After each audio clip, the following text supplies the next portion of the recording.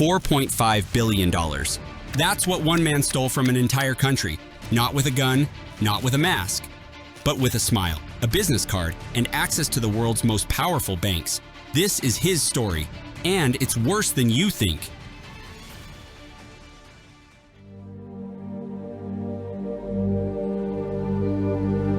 Meet Jho Low, Malaysian playboy, Wharton graduate, and according to the FBI, one of the greatest thieves in modern history.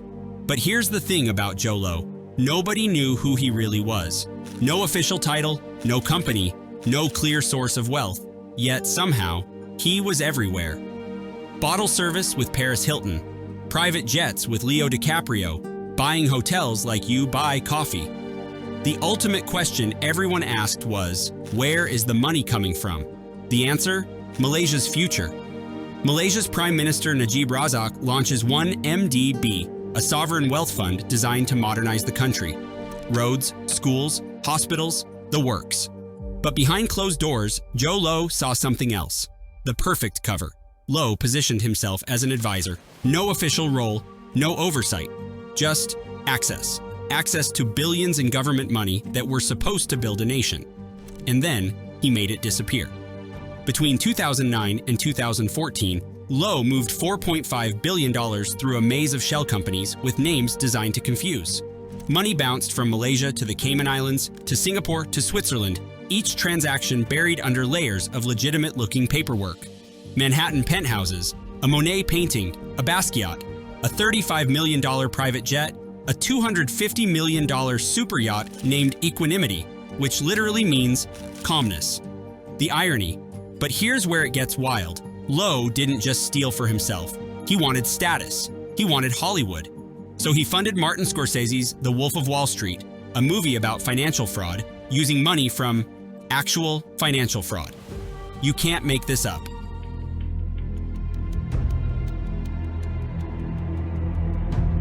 Now, you might be wondering, how did nobody notice? Oh, they noticed. They just didn't care. Enter Goldman Sachs, one of the most powerful banks on earth. In 2012 and 2013, they helped 1MDB raise $6.5 billion through bond sales. Their fee? Over $600 million. That's a 9% commission rate. For context, the normal rate is 1 to 2%. Red flag? Absolutely. Did anyone stop it? Nope. Because here's the dirty secret about global finance. When everyone's making money, nobody asks questions. Goldman bankers allegedly paid $1.6 billion in bribes to Malaysian and Middle Eastern officials. Internal compliance? Bypassed?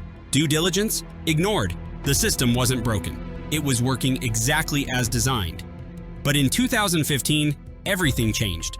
The Wall Street Journal dropped a bombshell. $681 million had been wired into Prime Minister Najib Razak's personal bank account, money that came directly from 1MDB. Malaysia erupted. Najib's response? It was a gift from Saudi royalty. $681 million gift. Nobody bought it. Najib's government collapses in a historic election.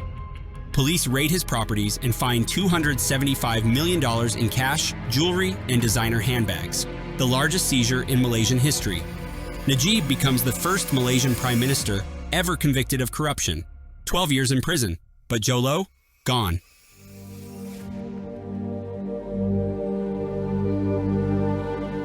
When the investigation began, Jho Low vanished, like a ghost. Last confirmed sighting? 2018. He's been on Interpol's red notice since 2016. Some say he's in China, others say Macau, or the Middle East. The truth is, nobody knows. Because when you have billions of dollars, borders become optional. But the world wasn't done with 1MDB. The US Department of Justice launched the largest kleptocracy case in American history.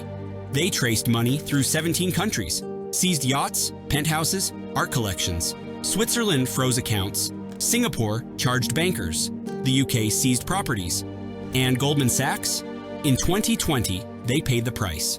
Nearly $3 billion in US penalties, the largest fine ever for violating anti-bribery laws, plus a separate $3.9 billion settlement with Malaysia. Total damage? Over $5 billion. But here's the thing. Goldman Sachs made $600 million in fees from one MDB. They paid $5 billion in fines. That's an 8-to-1 loss ratio, and they're still one of the world's most powerful banks.